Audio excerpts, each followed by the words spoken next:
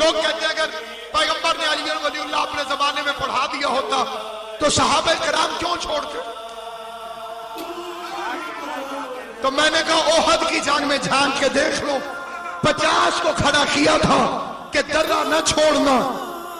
उन्होंने टूटी हुई तलवारों के पीछे नबी की आंखों के सामने माले गनीमत लूटने की खातिर दर्रा छोड़ दिया।